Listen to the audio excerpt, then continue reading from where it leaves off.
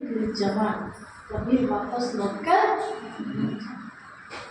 ये बोल ही कैसे हैं, बोली का भाव भर जाता है लेकिन शब्दों की बोली का भाव कभी नहीं भरता। एक भिखारी किसी गुड़ की दुकान पर पहुंचता है और बड़े प्यार से कहता है, बाबूजी थोड़ा सा गुड़ दे देंगे।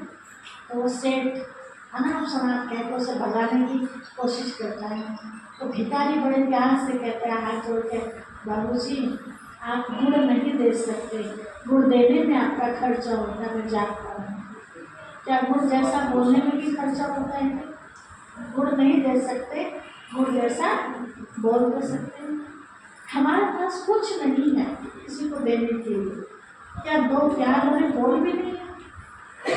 दरवाजे पर कोई आया है कुछ मांगने के लिए, पहली बात तो मांगता कौन है, उसके बाद नहीं होगा तभी तो वो मांगता है ना, कि भाई थोड़ी देर के लिए मुझे अपनी एक चीज़ दे दोगे क्या। और ये भी सब लोग जानते हैं अच्छी तरह, हर चीज़ हर किसी के पास नहीं हुआ करती होती है। सबको एक दूसरे से, मेरे पास साग काटने की बराती है, आपके पास मेरा रोटी बनने के लिए, है ना।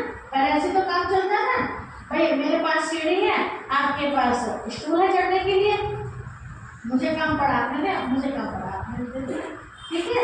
इस तरह से आज वो सारी भावनाएं खत्म हो गई हमारी, इसलिए तो इतने खर्चे हो गए।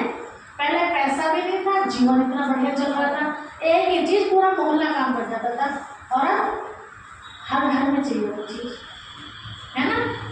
तो पैसा खर्च होगा नहीं होगा, एक ही ट्रैक्टर पूरे गांव का कर देता था काम, और आज भाई भाई का ट्रैक्टर में काम नहीं आता।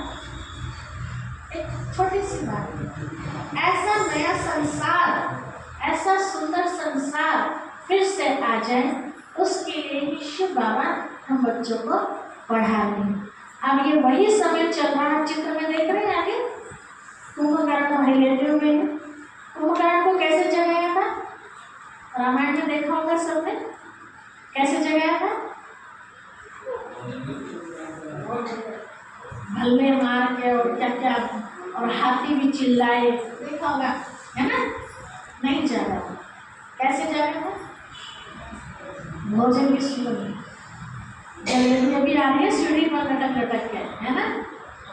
उठा, पूरा खा भी नहीं पाया, निमंत्रण आ गया कहाँ से, युद्ध के मैदान से, पूरा बेचारा खाया भी नहीं, वहां गया वापस आए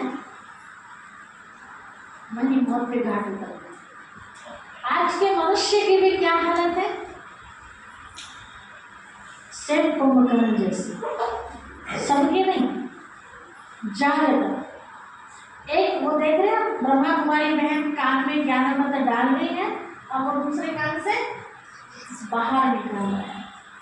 तो आज ज्यादातर संख्या में क्या मिलती है, कहीं ज्ञान की बातें आप सुनाओ, इधर से सुनेंगे और उधर से साथ के साथ निकालो। तो कहानी सुनाई थी ना पहले भी, 500 रुपये वाली गुड़िया, 100 रुपये वाली गुड़िया, किसी तरह सुनी थी, आज क्या करेंगे, नहीं थे। चलिए फिर मौका मिलेगा फिर सुनाएंगे। परमात्मा पिता अब आके हम बच्चों को अज्ञानता रूपी नींद से जगा रहे हैं। ये साइड में दिखाया, देख रहे पृथ्वी, उसको ऑक्सीजन दिया जा रहा है। जब कोई भी व्यक्ति अंतिम श्वासों पर होता है उसे क्या दिया जाता है, ऑक्सीजन। और ऑक्सीजन का सिलेंडर समाप्त हो जाए तो उसके लिए मौत तैयार हो जाए। तो वर्तमान समय ये सृष्टि भी अंतिम श्वास ले रही है। इस सृष्टि को परमात्मा पिता शिव बाबा ज्ञान योग का ऑक्सीजन दे रहे हैं, इसीलिए ये दुनिया थमी हुई है। जिस दिन परमात्मा पिता का कार्य पूरा हो जाएगा ये दुनिया समाप्त हो जाएगी और दोबारा से नई दुनिया आएगी। तो दुनिया खत्म हो जाए उससे पहले हम अपनी बुराइयों को खत्म कर दें, तभी हम उस अच्छी दुनिया में प्रवेश कर सकेंगे। ऊपर आप देख रहे हैं साधु जी बैठे हुए हैं, एक राक्षस अधर्म दिखाया है, पूरी पृथ्वी को लिए बैठा है। किसमें जला रहा है, आग में जला रहा है। कौन सी आग में जला रहा है, काम, क्रोध, लोभ, मोह, अहंकार की। इस पृथ्वी में रहने वाला, हम सब पृथ्वी में पाठ बजा रहे, इस पृथ्वी पर हर मानव रहने वाला विकारों की आग में जलता है। मनुष्य चिता की आग में एक बार जलता है, लेकिन चिंता की आग में हर पल जलता है। आग भी कई प्रकार की होती है। आज लोगों के अंदर ईर्ष्या की आग, काम की आग, क्रोध की आग, नफरत की आग, घृणा की, ये सब क्या है? ये आग किसे जला रही हो? आत्मा के अंदर जो अच्छाइयाँ हैं उसको। ये वाली जो आग है, जो खाना बनाते, ये वाली आग बाहरी चीज को जलाती है, लेकिन ये विकारों रूपी आग अंदर की शक्तियों को जलाती है। तो परमात्मा पिता हम बच्चों को ये बता रहे हैं। तो कल भाई जी ने बताया था ना, परसों भी भाई जी ने बताया होगा, समय कौन सा चल रहा है। वो कहते हैं कलयुग का तो पहला चरण, लेकिन शिव बाबा ने बताया और हम सब देख भी रहे हैं, कलयुग का पहला चरण नहीं है, अंतिमवा चरण है। कैसे? एक उदाहरण देखिए, आपके सामने कोई बच्चा 10 साल का हो गया, उसका इतिहास लिख दिया जाए कि बच्चा 10 साल का है, और उस इतिहास को रोज हम पढ़ने पढ़े और ये लाइन रोज पढ़ी जाए कि ये हिमांशु बच्चा 10 साल का है। पढ़ते पढ़ते आपको 10 साल हो जाए, हिमांशु 10 साल का रहेगा, कितने साल का हो जाएगा?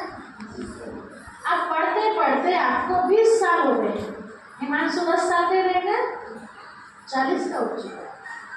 थोड़ा विचार तो करिए, वो शास्त्र कब लिखे गए थे? उस समय कहा था कलयुग अभी बच्चा है, लेकिन वही अक्षर आज भी हर बार।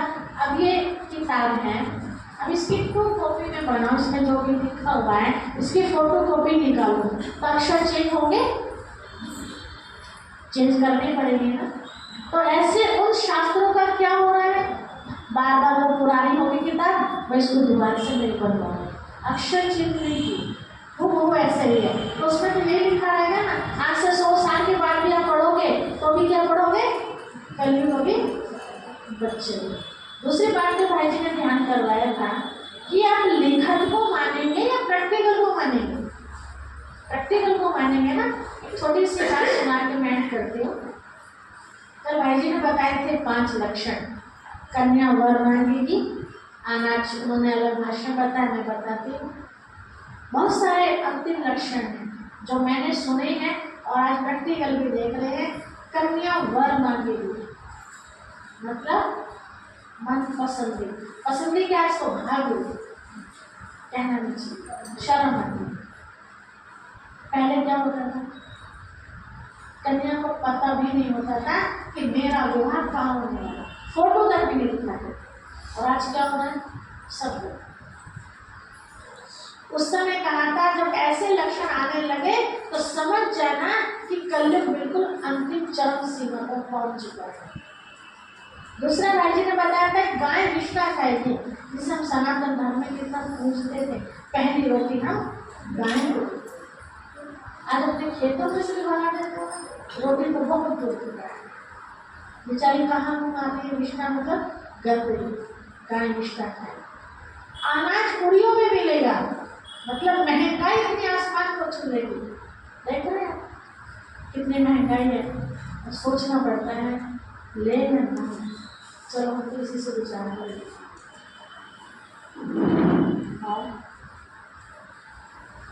एक समय ऐसा था, एक कुआं 4 कुओं को भर देता था, और आज 4 कुएं एक कुएं को नहीं भर पाता। अकेले माता पिता 4 बच्चों को पाल लेते थे, और आज 4 बच्चों से अकेले माँ बाप नहीं पाते। तो प्रैक्टिकल देख रहे हैं, ऐसे बहुत सारे शास्त्रों के अनुसार अगर हम जाए गीता में बताते हैं ऐसा कि गीता का ज्ञान देकर श्री कृष्ण जी वापस द्वारिका जा रहे थे।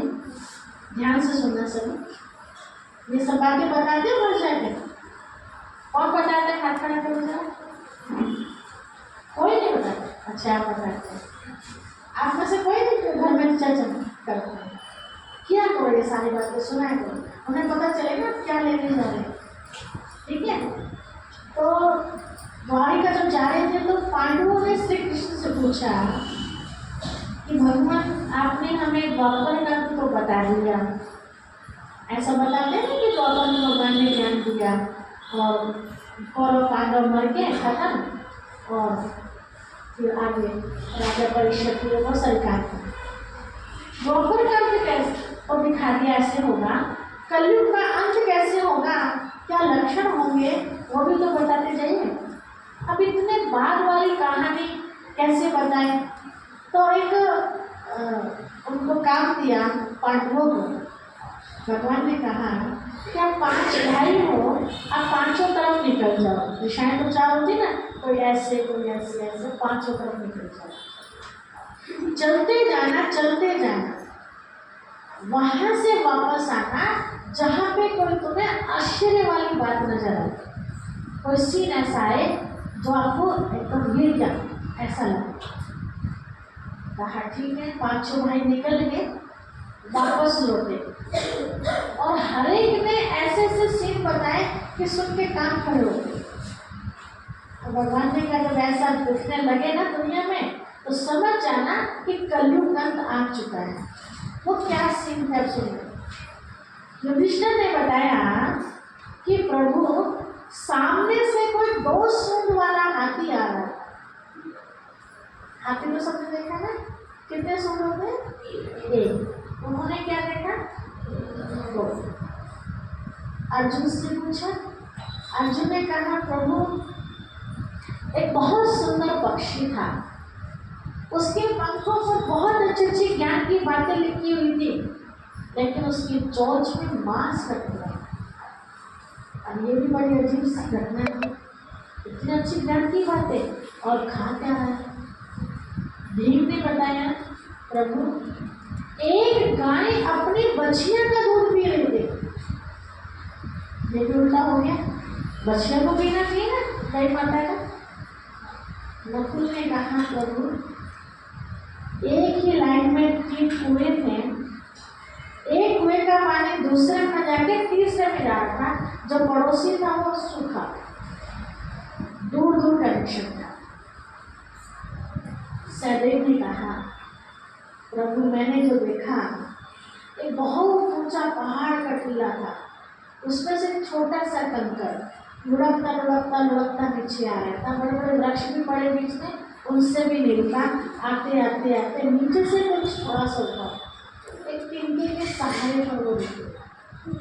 तो मेरे मन में ये प्रश्न खड़ा है, ये यहाँ तिनके के सहारे पे कैसे रुका? इतने बड़े बड़े वृक्षों से नहीं रुक पाया। तो कहा जब ये नजारे देखो ना संसार में तो समझ जाना क्या आ गया है, कलयुग का अंत है। अभी बातें समझ से बाहर थी, तो पूछा प्रभु इसका मतलब तो बता दीजिए क्या है। अब मतलब समझिए आप, 2 सूंड वाला हाथी जो दिखाया है वो क्या था? वो हाथी वो पशु नहीं था, वो इंसान के रूप। जो बड़े लोग होते हैं ना पृथ्वी पर, उनको महारथी कहते हैं। जैसे आपने महाभारत में भी देखा होगा, एक अश्वत्थामा नाम का हाथी भी था और गुरु द्रोणाचार्य का पुत्र भी था। तो अश्वत्थामा नाम हाथी का भी था। देखो कमल की बात। तो बताया कि उस समय जो पोस्ट पर होंगे ना लोग, अधिकारी होंगे, तो महारथी होंगे, बड़े होंगे, और 2 सूंड वाले होंगे। 2 सूंड वाले मतलब 2 तरफ का खाने वाले। सरकारी नौकरी तो फिक्स है उनकी, आज हम और आप उस काम करवाने लगे तो करते, उधर से तो खा ही रहे हैं और पब्लिक से अलग खा रहे हैं। अगर हम रिश्वत नहीं देते तो फाइल हमारी दबेगी, तो पता नहीं कब की कब की हमारी भी मजबूरी में जाती है जल्दी करते। ठीक है, ये प्रैक्टिकल हो रहा है या नहीं हो रहा है? दूसरा अर्जुन वाली बात है, पक्षी बहुत सुंदर, ज्ञान की अच्छी अच्छी बातें, और मुंह में क्या था? मांस कटुक। तो बताया कि उस समय बहुत ज्ञानी लोग मिलेंगे आपको, एक से एक वो सुनाते रहो और आप सुनते रहो, आनंद मिलता रहेगा। लेकिन जब आप उनकी प्रैक्टिकल लाइफ में उतरेंगे, थोड़ा उनका संग करेंगे, तो आपको पता चलेगा उनका खान पीन कैसा है, उनका रहन सहन कैसा है, उनका व्यवहार कैसा है। लेक्चर तो कोई नहीं करते, प्रैक्टिकल जीवन में क्या है। आज आप देखते हैं सबसे पवित्र जगह किसको मानी जाती है? मंदिर, शिवालय कहते हैं लोग, है ना। उस पवित्र जगह पे कोई भी पवित्र कर्म तो छोड़ो, वो सोच भी नहीं सकते। महापाप मंदिर में अगर किसी के लिए गलत सोच भी नहीं। आज मंदिरों में क्या हो रहा है? मंदिर के आर्थ से दूसरी पवित्र जगह आश्रमों को मानते थे कि आश्रम पवित्र जगह होती है जहाँ गुरु महाराज रहते हैं, शिक्षा देते हैं, परिवार को चलाने के लिए। ये सब आज का आश्रम सब जगह हमें बताने की जरूरत है। ज्ञान कितना अच्छा दे रहे हैं और प्रैक्टिकल भी क्या हो रहा है, खान पीन कैसा हो रहा है। दूसरों के लिए कि गांजा नहीं पीना चाहिए, सिगरेट नहीं पीनी चाहिए, दारू नहीं पीनी। दूरों को जाके देखा आपने कभी? दूर मत जाइए, मंदिर के जो पुजारी है आपका उसी को देख लीजिए, बीड़ी नहीं पीता मंदिर में बैठ के। दूसरों की लगाव है कि मंदिर में बीड़ी नहीं पीनी चाहिए और खुद वहीं रहता है, वहीं सारे काम करता है। तो क्या कहेंगे इसे? एक ब्राह्मण को देख लीजिए, घर घर कथा करता है, कितनी अच्छी बातें सुनाता है।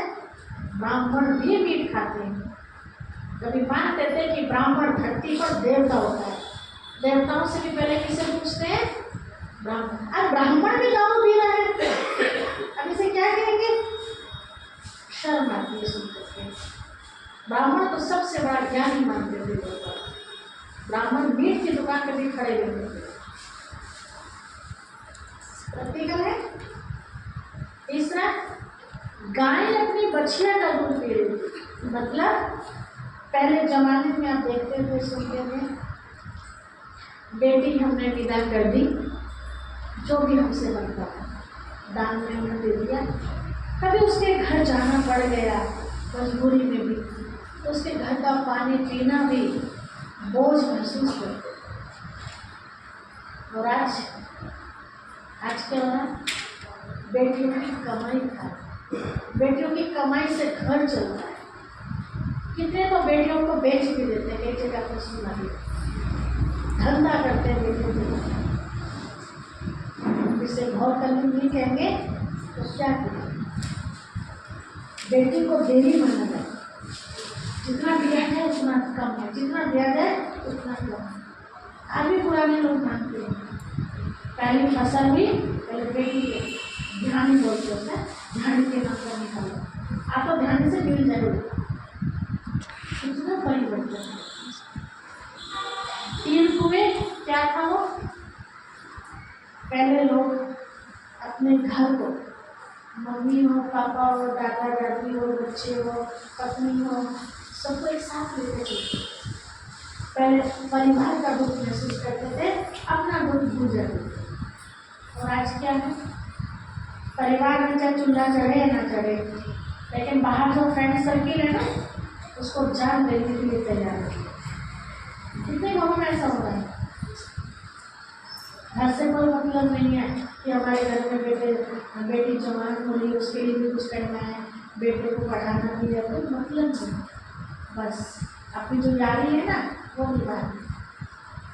मतलब एक कुआं दूसरे कुएं में जाके कहाँ जा रहा है पानी? पास वाले से कोई लेंगे।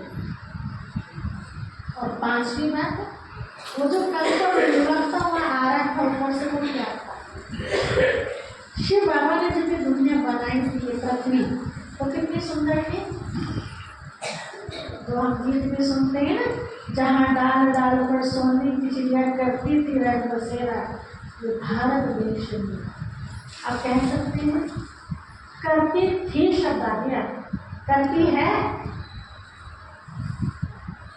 ये माना बीत गया उस समय। चाहते हैं सभी दोबारा सब आ जाए सब? कौन चाहता है आपका रखना? सब चाहते हैं, ऐसे बुढ़ा प्लेस में रहते हैं। कौन लाएगा? हम सब मिल सकते हैं।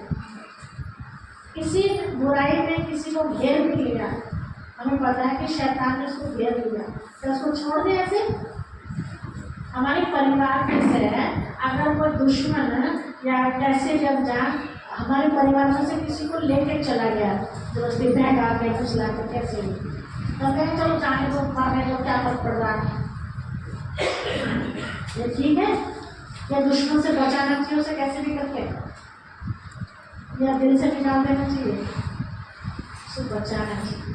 क्यों? क्योंकि वो तो शैतान के कब्जे में है ना, उसे तो होश है नहीं, वो तो बेचारा वैसे बेहोश हुआ पड़ा है।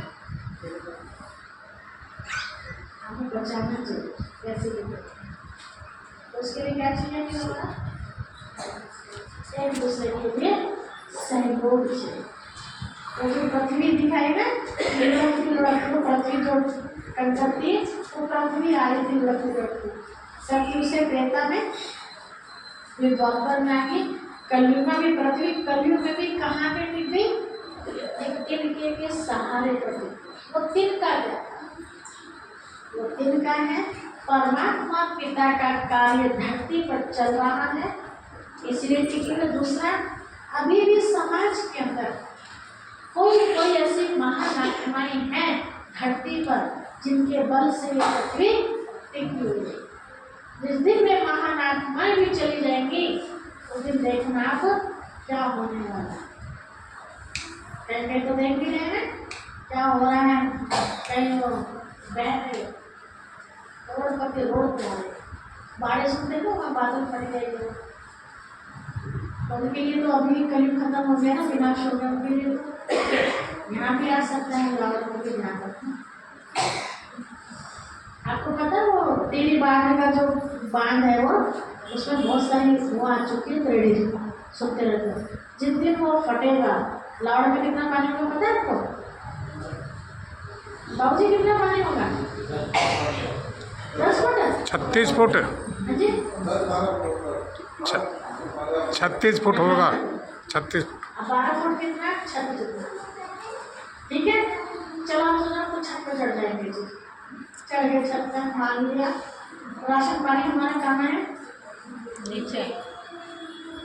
तो मरे तो और ना मरे तो वैसे मर जाएंगे भूखे प्यासे, तो खाने को तो बचेगा ही नहीं। सारा बाढ़ में आपकी गेहूं की टंकी ये वो सब बाढ़ में खत्म होगी, तो बचने का भी क्या लाभ? सोचो, ऐसा समय ना आए हमारे लिए, उसके लिए हम पहले से ही अपने आप को तैयार करें। तैयार मतलब अपने आप आत्मा को प्योर बना ले, शिव बाबा तैयार है। ऐसे बच्चों को भगवान अपने साथ लेके चला जाए, कष्ट नहीं होगा, शरीर तो छोड़ने के सब यह होल हिल रहा है ना, और हम सब एक साथ निकल के भाग रहे हैं। कोई तो भागने भी गिर जाएगा और उसके ऊपर सारे कपड़े, ठीक है, कोई आराम से निकल जाएगा। तो कहने का मतलब ये है कि शरीर तो सबको छोड़ना, कोई कष्ट से कोई आराम से। तो कैसा शरीर होना चाहिए? आराम से। और ये भक्ति में भी वायदा है भगवान का कि अंत मते सुगते, अंत में जिसकी याद होगी उसी की गति होगी, बाकी की दुर्गति। तो किसकी याद होनी चाहिए? और याद कैसे होगी? बस जब याद कर लेंगे ना तो ऐसा हो जाएगा। उतना अभ्यास चाहिए उसके लिए, तो अभी से अभ्यास करेंगे, हर चीज में याद किया जाए। हर चीज, पानी पी रहे हैं तो किसे याद करो? धन्यवाद, धन्यवाद शिव बाबा, आपने में पानी। कितनी जगह ऐसी जहाँ पानी भी नहीं मिलता है, और हमारे तो चाय, दूध पी रहे, चाय पी रहे हैं, कोई भी चीज ले रहे, उसको पंखे की हवा भी ले रहे हैं, तो धन्यवाद। हर बात में उनको साथ है, तो कभी भी अंत आ जाएगा पता नहीं ना। तो जब हमें अंत का नहीं पता, तो हमेशा कैसा रहना चाहिए? रेडी, उनकी याद में रहना चाहिए। उनकी याद में होंगे तो हाथ पकड़ के ले जाएंगे, और जो उनके साथ नहीं जाएगा वो कैसे जाएंगे? वो कैसे जाएंगे? उन्हें कौन लेके जाएगा फिर?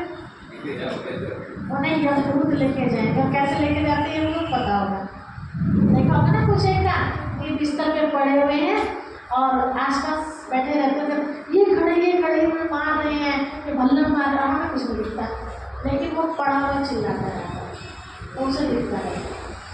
तो यमदूत ना लेके जाए, प्यार से मतलब घर जाना पड़ा पक्का।